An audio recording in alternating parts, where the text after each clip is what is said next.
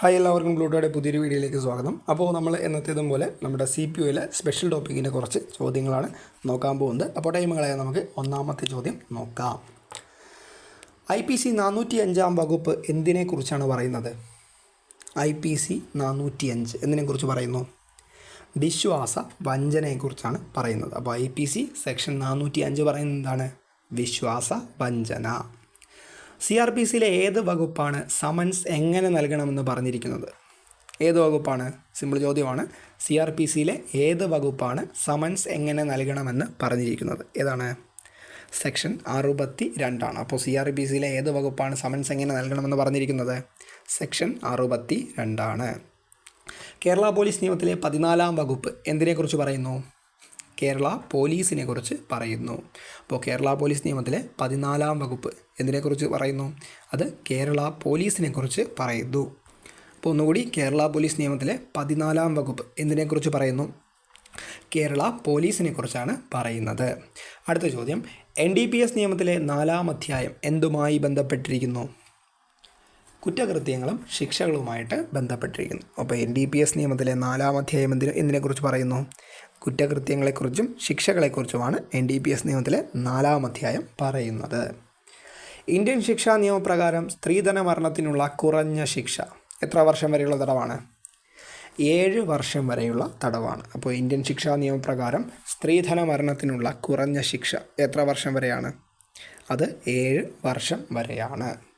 Kerala police നിയമത്തിലെ 120-ാം വകുപ്പ് എന്തുമായി ബന്ധപ്പെട്ടിരിക്കുന്നു? അത് പൊതുജന ശല്യത്തിനുള്ള പിഴയുമായിട്ട് ബന്ധപ്പെട്ടിരിക്കുന്നു. അപ്പോൾ കേരള പോലീസ് നിയമത്തിലെ 120-ാം വകുപ്പ് എന്തുമായിട്ട് ബന്ധപ്പെട്ടിരിക്കുന്നു? ഒരു പൊതുശല്യം ഉണ്ടാക്കി കഴിഞ്ഞാൽ അതിനുള്ള പിഴയുമായിട്ടാണ് കേരള പോലീസ് നിയമത്തിലെ 120-ാം വകുപ്പ് പറഞ്ഞിരിക്കുന്നത്. CRPC സെക്ഷൻ 2W എന്തിനെക്കുറിച്ച് പറയുന്നു? സമൻസ് കേസിനെ കുറിച്ചാണ് പറയുന്നത്. അപ്പോൾ CRPC സെക്ഷൻ 2W എന്തിനെക്കുറിച്ച് പറയുന്നു? സമൻസ് കേസിനെ കുറിച്ചാണ് CRPCയിലെ സെക്ഷൻ 2W പറയുന്നത്. അടുത്ത ചോദ്യം, IT നിയമത്തിലെ 66E വകുപ്പ് എന്തിനെക്കുറിച്ചാണ് പറയുന്നത്? സ്വകാര്യത ലംഘനത്തെക്കുറിച്ചാണ്. അപ്പോൾ IT നിയമത്തിലെ 66E വകുപ്പ് എന്തിനെക്കുറിച്ച് പറയുന്നു? സ്വകാര്യത ലംഘനത്തെക്കുറിച്ചാണ് IT നിയമത്തിലെ 66E വകുപ്പ് പറയുന്നത്.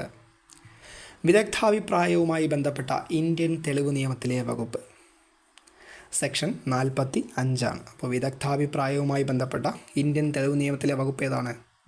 അത് സെക്ഷൻ 45 ആണ്.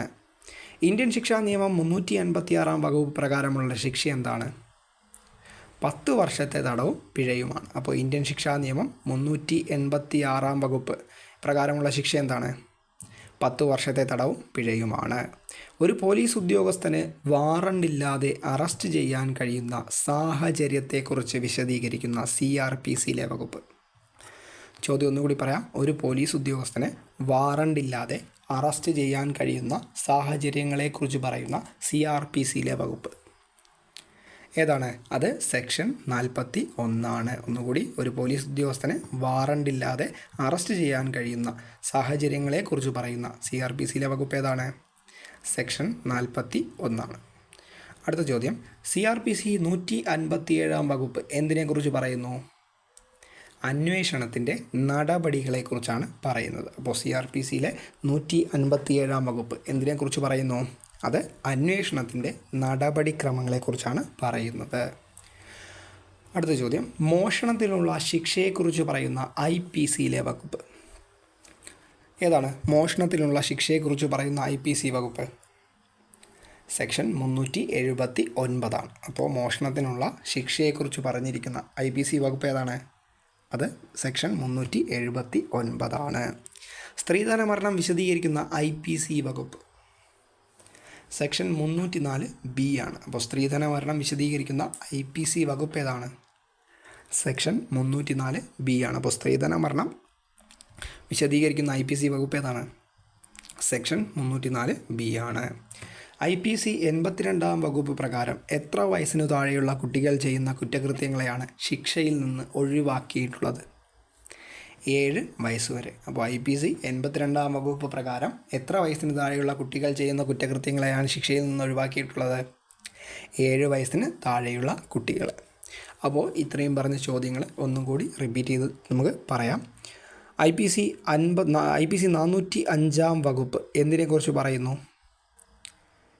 പറയുന്നു? വിശ്വാസ വഞ്ചനയെക്കുറിച്ചാണ് IPC സെക്ഷൻ 405 പറയുന്നത്. CRPCയിലെ ഏത് വകുപ്പാണ് സമൻസ് എങ്ങനെ നൽകണമെന്ന് പറയുന്നത്? സെക്ഷൻ 62. കേരള പോലീസ് നിയമത്തിലെ 14 വകുപ്പ് എന്തിനെക്കുറിച്ച് പറയുന്നു? കേരള പോലീസിനെ കുറിച്ച് പറയുന്നു. NDPS നിയമത്തിലെ 4-ാം അധ്യായം എന്തുമായി ബന്ധപ്പെട്ടിരിക്കുന്നു? കുറ്റകൃത്യങ്ങളും ശിക്ഷകളുമായിട്ട് ബന്ധപ്പെട്ടിരിക്കുന്നു. ഇന്ത്യൻ ശിക്ഷാ നിയമപ്രകാരം സ്ത്രീധന മരണത്തിനുള്ള ഏറ്റവും കുറഞ്ഞ ശിക്ഷ എത്ര വർഷം വരെയാണ്? 7 വർഷം വരെയാണ്. കേരള പോലീസ് നിയമത്തിലെ 120-ാം വകുപ്പ് എന്തുമായി ബന്ധപ്പെട്ടിരിക്കുന്നു? പൊതുശല്യത്തിനുള്ള പിഴ. CRPC സെക്ഷൻ 2W എന്തിനെക്കുറിച്ചാണ് പറയുന്നത്? സമൻസ് കേസിനെ കുറിച്ചാണ് പറയുന്നത്. IT നിയമത്തിലെ 66E വകുപ്പ് എന്തുമായി ബന്ധപ്പെട്ടിരിക്കുന്നു? സ്വകാര്യത ലംഘനവുമായിട്ട് ബന്ധപ്പെട്ടിരിക്കുന്നു. വിദഗ്ധാഭിപ്രായവുമായി ബന്ധപ്പെട്ട ഇന്ത്യൻ തെളിവ് നിയമത്തിലെ വകുപ്പ് സെക്ഷൻ 45 ഇന്ത്യൻ ശിക്ഷാ നിയമം 386-ാം വകുപ്പ് പ്രകാരമുള്ള ശിക്ഷ 10 വർഷം തടവും പിഴയുമാണ്. ഒരു പോലീസ് ഉദ്യോഗസ്ഥന് വാറണ്ടില്ലാതെ അറസ്റ്റ് ചെയ്യാൻ കഴിയുന്ന സാഹചര്യങ്ങളെക്കുറിച്ച് പറയുന്ന CRPC വകുപ്പ് സെക്ഷൻ 41. CRPC 157-ാം വകുപ്പ് എന്തിനെക്കുറിച്ച് പറയുന്നു? CRPC സെക്ഷൻ 157 എന്തിനെക്കുറിച്ച് പറയുന്നു? അന്വേഷണത്തിൻ്റെ നടപടികളെക്കുറിച്ച് പറയുന്നു. മോഷണത്തിനുള്ള ശിക്ഷയെക്കുറിച്ച് പറഞ്ഞിരിക്കുന്ന IPC വകുപ്പ് സെക്ഷൻ 379. അപ്പോൾ മോഷണത്തിനുള്ള ശിക്ഷയെക്കുറിച്ച് പറയുന്ന IPC വകുപ്പ് ഏതാണ്? സെക്ഷൻ 379. സ്ത്രീധന മരണം വിശദീകരിക്കുന്ന IPC വകുപ്പ് 304B ആണ്. അപ്പോൾ സ്ത്രീധന മരണം വിശദീകരിക്കുന്ന IPC വകുപ്പ് ഏതാണ്? Section 304B. IPC 82-ാം വകുപ്പ് പ്രകാരം എത്ര വയസ്സിന് താഴെയുള്ള കുട്ടികൾ ചെയ്യുന്ന കുറ്റകൃത്യങ്ങളെയാണ് ശിക്ഷയിൽ നിന്ന് ഒഴിവാക്കിയിട്ടുള്ളത്? 7 വയസ്സ് വരെയുള്ള കുട്ടികളുടെ കുറ്റകൃത്യം. അപ്പോൾ ഇത്രയാണ് നമ്മൾ ഈ ഒരു ടോപ്പിക്കിൽ ഡിസ്കസ് ചെയ്യാൻ തീരുമാനിച്ച ക്വസ്റ്റ്യൻ എന്ന് പറയുന്നത്.